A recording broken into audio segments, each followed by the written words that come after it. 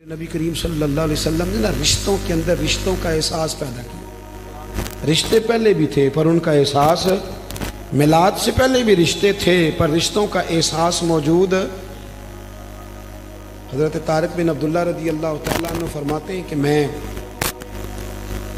हुज़ूर सल्लल्लाहु अलैहि वसल्लम के लाने नबूवत से पहले एक दफ़ा मक्के आया था तो मैंने एक शख्स को देखा, एक बूढ़ी औरत के गले में रस्सी डाल के खींच के ले जा रहा है। मैंने उससे पूछा कि क्यों इस बूढ़ी को तकलीफ दे रहे हो? तो कहने लगा तू हट जा, तू कौन होता है? मैंने कहा ये कौन है बूढ़ी? कहने लगा मेरी माँ है, गले में रस्सी डाल के खींच रही। कह रहा बूढ़ी हो गई है, किसी काम की नहीं रही, मंडी में बेचने जा रहा हूँ।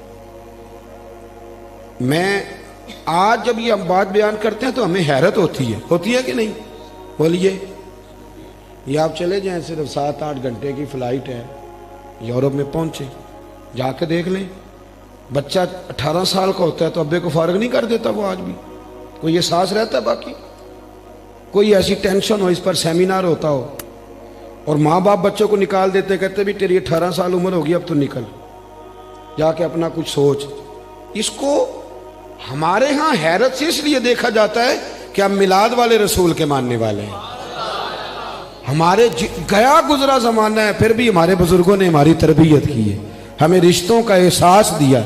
रसूल करीम सल्लल्लाहु अलैहि वसल्लम ने ना, हज़रत तारिक बिन अब्दुल्ला कहते वो तो खींच के ले जा रहे थे और फरमाते हैं फिर मैंने हुजूर का ऐलान नबूवत देखा, फिर मैंने माँ बाप की शानें सुनी, फिर मैंने महबूब से वो लफ्ज़ भी सुने कि माँ के पैरों के नीचे जन्नत है।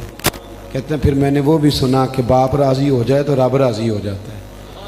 मैंने ये सारी चीज़ें सुनी। अल-हाविल अल-फतावा में हदीस है, नबी पाक अलैहिस्सलाम ने ना रिश्तों को एहसास की डोरी में बांध, हदीस अगरचे मुस्लिम में भी है, अपने असल के लिहाज से, असल माखज़ के लिहाज से मुस्लिम में भी। हज़रत अबू हुरैरा रज़ी अल्लाह तआला अन्हु फरमाते हैं बूढ़ी औरत, पुराने कपड़े, तवज्जो है मेरी बात पर? मैं कभी कभी कह देता हूँ, मेरी राय से इख्तलाफ भी किया जा सकता है, मैं कभी कह देता हूँ कि बच्चों से भी इज्जत कराने के लिए अब्बा जी का अमीर होना ज़रूरी है। अगर अब्बा जी के जेब में पैसे तगड़े हों या अम्मा पीछे से कोई 10 एकड़ ज़मीन लेके आई हो तो फिर उसकी भी इज्जत चले हो, चाहे पैसों की रही होती है पर होती रहती है। सही कह रहा हूँ मैं? ऐसा ना करें, रिश्तों में एहसास पैदा करें। माँ के लिए कोई इजाफत शर्त नहीं, उसका सिर्फ माँ होना शर्त। बाप के लिए मजीद किसी और शर्त की, कैद की जरूरत नहीं, फकत बाप होना शर्त है, मुसलमान होना शर्त। भाइयों, नबी करीम सल्लल्लाहु अलैहि वसल्लम के सहाबी हजरत अबू हुरैरा फरमाते हैं सादी बीबी, दुपट्टा भी पुराना, मस्जिद नबी में कदम रखा औरत ने, मेरे रसूल पाक मिंबर पर उठकर खड़े हो। यहां बात खत्म नहीं हुई, यहां बात मैं कहा करता हूं अक्सर कि हो सकता है कि मेरी तरह का कोई मौलवी जुमा पढ़ा रहा हो, उसके अब्बा जी आए तो वो उठ के खड़ा ना हो, वो कह दे कि अब्बा जी जुमा पढ़ने हैं, मैं तो अब आलिम हो गया हूँ। अब्बा जी बैठ जाएंगे। मेरा ख्याल है कभी ऐसा, अक्सर ऐसा हो जाता है, इसमें गुस्से वाली बात भी कोई नहीं। लेकिन नबी करीम उठ के खड़े हुए और रसूल करीम आगे बढ़े और सहाबा के मजमे में अमल करके दिखाया।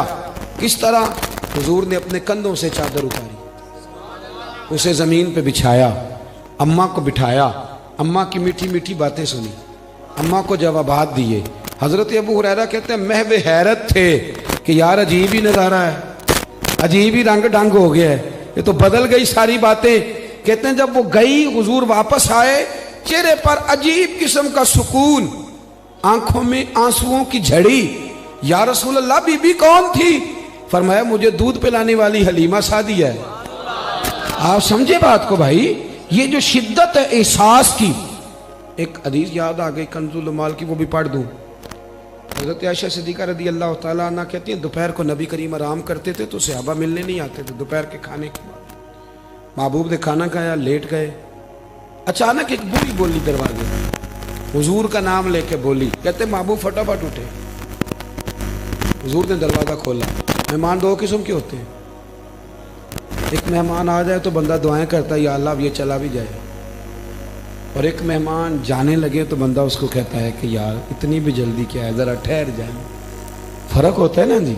कुछ मिसले तावीज़ होते हैं, कुछ लोग वो जब भी मिलते हैं शिफा होती है।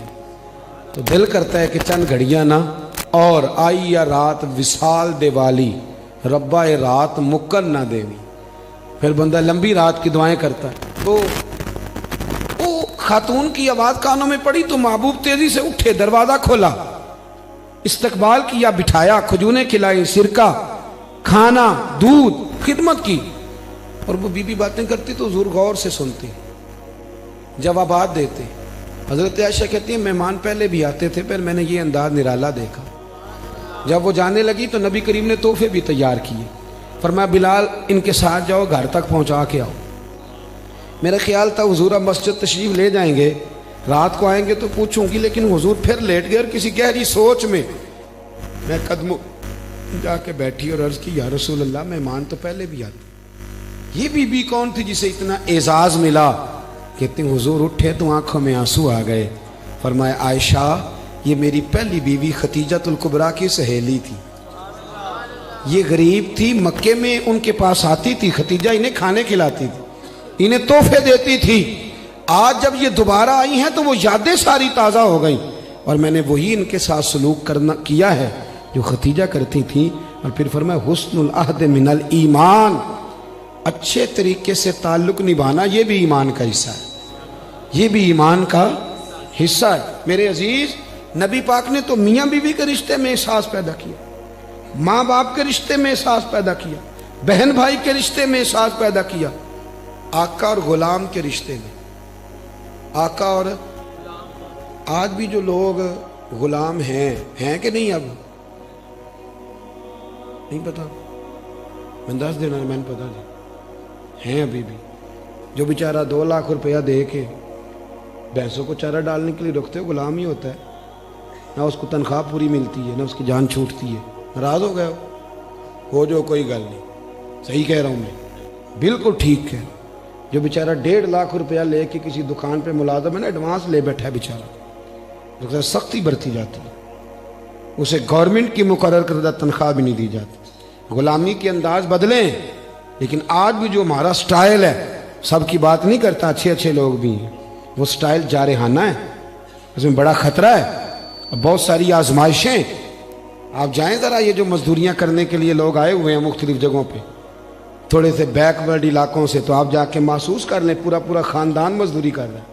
फिर उनकी तनख्वाहें देखें, फिर आप देखें वो रहते कहाँ पे, फिर ये देखें वो खाते कैसा है। ये अभी लोग जल गए ना वहाँ, तो हमारे यहाँ वो चंद एक बर्न सेंटर है, वो भी अस्पतालों के अंदर थोड़े थोड़े बने हुए हैं। ये बिल्कुल बुनियादी चीज़ें होती हैं सेहत की सहूलियात, बिल्कुल बुनियादी, कानून, सेहत, इंसाफ, बुनियादी चीज़ें। लेकिन हम वो मुहज़्ज़ब कौम है जिनके पास बाकी सारे कामों के लिए पैसे हैं, जो मर्ज़ी करा लो। ये सवेरे इलेक्शन आएगा तो सारी सियासी जमातों के पास पैसे निकल आएंगे, ये जलसे भी करेंगे, पोस्टर भी छापेंगे, करेंगे कि नहीं करेंगे? हाँ ना तो करो ना, आखो असी भी कई दे पोस्टर कोलों बनवाने ने, कहो हमने भी दफ्तर खोल के बैठना है दरवाज़ों पे, लेकिन अस्पताल बनाने के लिए हमारे पास फंड कोई नहीं, साफ पानी के फिल्टर लगाने के लिए पैसे चलो किसी के खिलाफ निकलना हो तो करोड़ों अरबों भी है, वो मामला अलग है, फिर पता नहीं कहाँ से आ जाते, ये अल्लाह बेहतर जानते हैं। खुदारा असल की तरफ सफ़र करो, असल की तरफ आओ। गुलामी आज भी किसी न किसी रंग में है, पर नबी पाक ने गुलामी को इज्जत इतनी ज़्यादा दे दी कि लोगों को गुलामी पर रश्क आने लगा, गुलामी को लोग पसंद करने लगे। हज़रत ज़ैद बिन हारिसा रज़ी अल्लाह तआला अन्हु को ना किसी ने अगवा कर लिया था इनके गांव से और मक्के ला के बेच दिया था। बिकते बिकाते सैयदा खतीजा के पास पहुंच गए।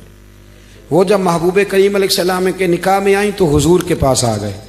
मक्के से उनके गांव से कुछ लोग आए तो हज़रत ज़ैद बिन हारिसा को पहचान गए, जाके घर बताया कि तुम्हारा बेटा फलां जगह पे है। उनका वालिद और चचा पैसे लेके आए मक्का मुकरमा, तवज्जो है मेरी बात पे, और हुजूर की बारगाह में पेश करके कहा या रसूल अल्लाह ये रख लें और ज़ैद हमें लौटा दें। महबूब मुस्कुराए। हुजूर फरमाने लगे मैं उसे बुलाता हूँ, अगर वो तुम्हारे साथ जाना चाहेगा तो पैसों की ज़रूरत कोई नहीं। तो चचा कहने लगा ये भी हो सकता है कि वो जाना ना चाहे, यहाँ नौकरी करनी पड़ती है, काम करना पड़ता है, झाड़ू देना पड़ता है, वो ऐसा भी होगा कि वो जाए ना, वो जाएगा, उसकी बहनें इंतज़ार कर रही हैं।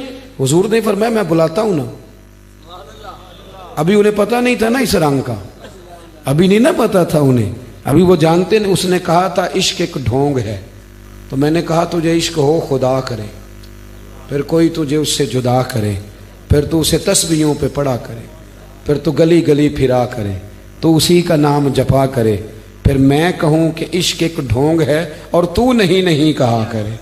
पता नहीं ना होता लोगों को, दूर बैठ के वो फलाना जी पीर साहब के हाथ चूम रहा है, मैं क्या तेनू की पता है की बुला होंगी, तू दूर बैठ के तनकीद कर, तू मौज कर। वो फलाना जी सारा दिन हजरत साहब के पास ही रहता है, और मैंने कहा तू इस रास्ते का मुसाफिर ही नहीं, वो जी देखो जी मिलाद करा रहा है, झंडियां लगा रहा है, और मैंने कहा तुझे क्या पता, तू जानता ही नहीं, हमारा तो बस नहीं चलता। जितनी इज्जतें हमें मिलाद वाले रसूल ने दी हैं, हमारा तो बस नहीं चलता, वरना तारे तोड़ के मस्जिदों पे लगा दे।